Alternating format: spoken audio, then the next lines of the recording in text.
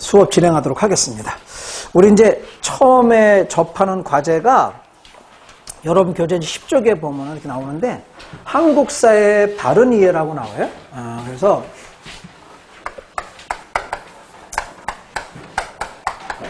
원래 동영상을 촬영하지 않으면 이런 거 안 쓰걸요? 이제 동영상을 촬영하니까.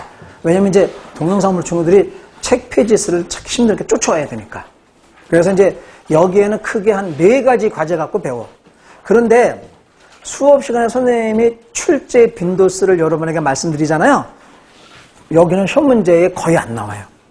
거의. 그래서 출제 빈도수가 거의 없어요. 20% 이하예요. 선생님이 근래에 올해, 작년 거, 그 작년 거, 약 올해까지 해서 3년 전까지 분석해봐도 한 번 정도 나왔었어요. 거의 안 나온다고. 올해는 뭐 그렇게 선생님 보니까 9급에서는 선생님 기억에 나온 적이 없는 것 같아요. 그래서 출제 빈도수는 여기 없다. 그래서 이 책 보면 이제 역사학습의 목적이라는 과제가 나오는데 거기서 우리가 역사의 의미, 역사학습의 목적에서 역사의 의미.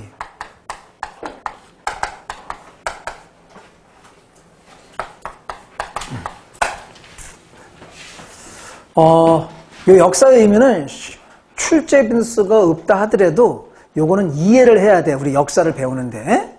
그래서 자 이제 합격한 많은 학생들이 이제 선생님 수업의 특징을 이렇게 수업 시간에 스토리텔링식으로 하고 여러분이 이제 몰입을 많이 시켜요. 몰입을 많이 시킨다고 하는 것은 이제 지나간 시간 걸 좀 이렇게 물어본다거나 그렇게. 그래서 선생님이 여러분에게 요구하는 것은 모두가 정답을 할 수는 없어요. 그런데 여러분이 나는 늦게 왔으니까 모른다 이런 자세가 아니라 늦게 왔지만 알 것이다 이런 자세 갖고 접근하라 이 말이에요. 이렇게. 그리고 또 하나 수업 시간에 이제 이렇게 물어보면 대답하는 사람들이 많은데 그런 친구들은 공부를 2개월, 3개월, 5개월, 6개월 이렇게 한 친구들이란 말이야. 이게 여기 2번 정도 이렇게 돌아온 친구들. 이제 그래서 때로는 스트레스 받을 수 있죠. 난 아무것도 모르는데 이미 대답하는 친구들이 있네. 그건 다 그냥 과정이에요. 그래서 그 늦게 온 친구들이 그러한 환경에서 늦게 온 친구들이 스트레스 받지 말고 어떤 마음을 먹어야 돼. 나도 열심히 해서 저렇게 하자. 이래야지.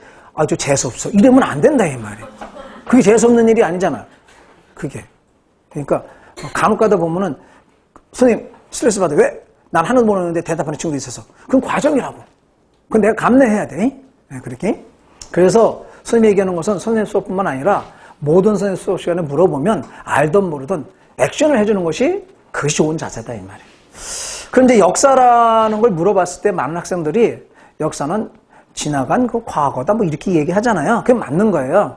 근데 우리는 이제 지나간 과거를 배우는 건데 지나간 과거를 어떤 걸 배울 거냐, 어떻게 접근할 거냐 하는 문제란 말이야. 그러면은 사람마다 달라야겠지만은 뭐 사람마다 다르다고 하는 것은 그 사람이 처해 있는 환경이죠. 환경이라는 포괄적인 말 썼는데 그 환경에는 만약에 우리 역사를 쓰는 사람이 역사가잖아요.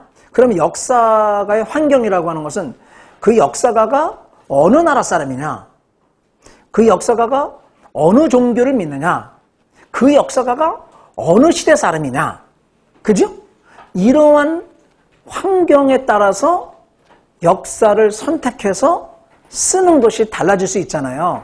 예를 들자면 임진왜란의 이순신 장군의 활약에 대해서 그 당시에 사가들, 쓴 사람들, 예를 들면은 임진왜란의 이순신 활약을 쓴 게 누구냐면 유성룡의 징비록이라고 하는 거예요. 그죠? 그러면 일본 놈도 그 당시 임진왜란 때 일본의 지식인도 임진왜란을 썼을 거 아니에요. 그죠? 그러면 우리 유성룡 선생님이 바라보는 1592년의 외란과 일본은 외란이라고 안 해요. 일본은 외란이라고 안 하고 그런 말 안 써요.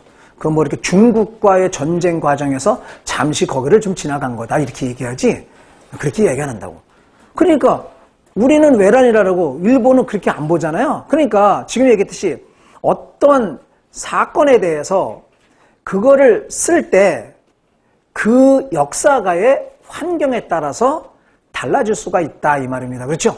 이 점이요. 그래서 이제 쉽게 표현하면 역사가의 주관성, 객관성. 그래서 역사가가 객관적 그러한 입장에서 보는 거와 역사가가 주관적 입장에서 보는 그 입장이 있겠죠. 그래서 역사의 의미에는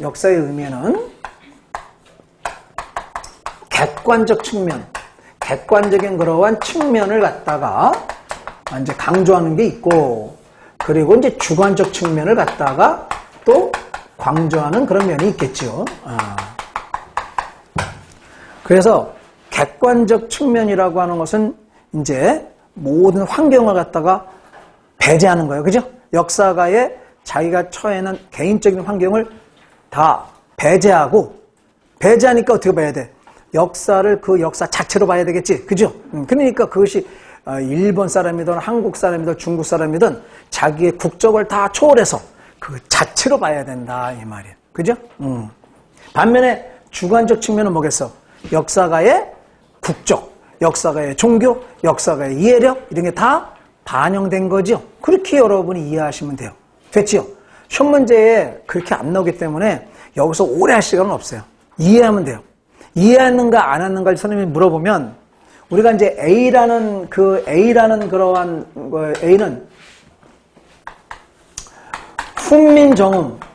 훈민정음은 세종 때 창제되었다.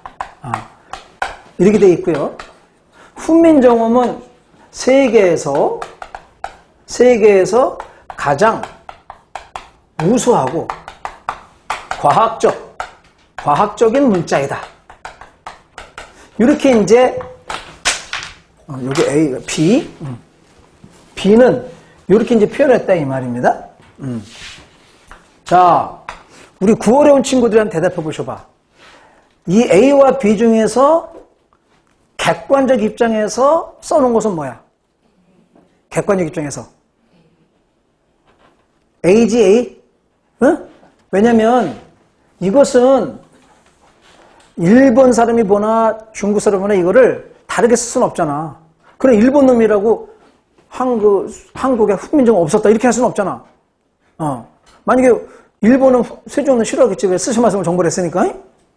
응? 그러니까 그런 걸 보고 야 무슨 훈민정음이 세종 때 만들어졌으면 뭐 정조 때 만들어졌지 이런다거나 이렇게 됐다면 모르지만 이거 그렇게 할 수는 없잖아 이거를. 그죠? 이거는 바뀔 수가 없는 거란 말이야.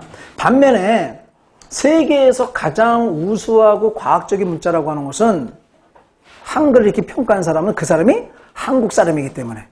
그죠? 그러니까 이렇게 한 거지. 뭐 중국 놈이나 일본 놈이 한글 보고 세계에서 가장 우수한 과학적인 문자라고 했냐고 안 하지. 그치? 그러니까 이걸 보고 선생님이 물어봤을 때 객관적 측면을 입장에서 한 것은 A. 그리고 주관적은 B. 이렇게 여러분이 이해했으면 역사의 의미를 객관적, 주관적으로 이해한 거다. 이렇게 보시면 돼요.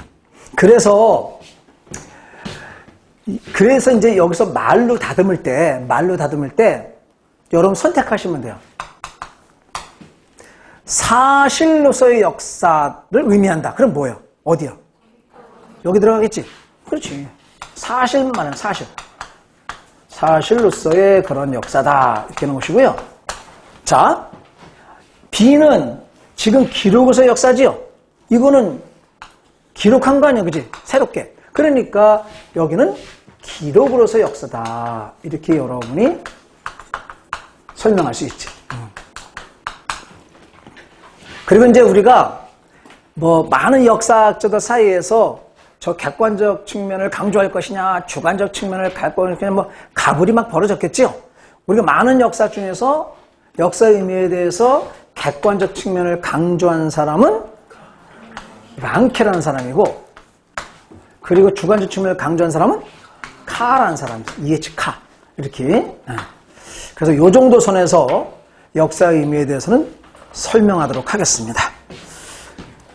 그리고 이제 나머지 것을 공부할 때는 여러분이 서브노트나 정리해 줬으니까 이해했으면 충분히 읽어가도 다 눈에 들어오는 내용이 됩니다. 그래서 한국사는 지금 얘기했듯이 먼저 선 이해하시고 외워야 될 것은 후 암기하는 것이지 무조건 쉐리 암기하면 안 돼요. 자, 그렇게 보시고요. 여러분 교재를 갖다 남겨서 여러분 서너 장 남기다 보면은 한국사와 세계사라는 게 나와요. 이렇게 보면은.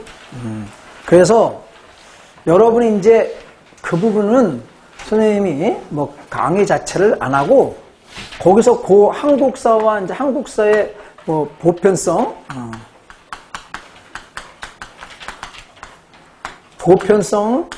뭐 이렇게 특수성 이런 말이 나오는데 여러분이 우리 수험생들이 좀 공부해 줄 것은 이 특수성에 대해서 좀 보세요. 책 특성에 대해서.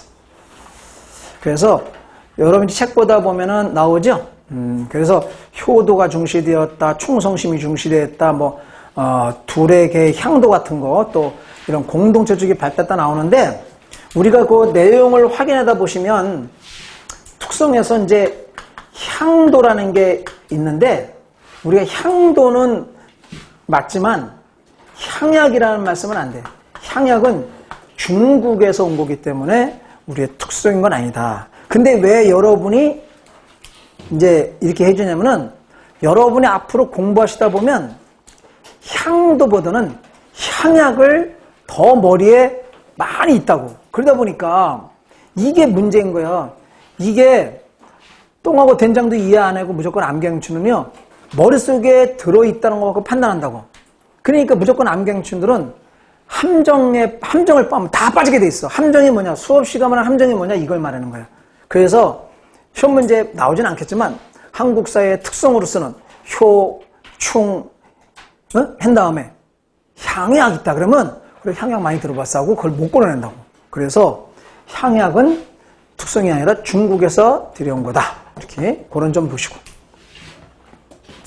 자, 그렇게 보시고요.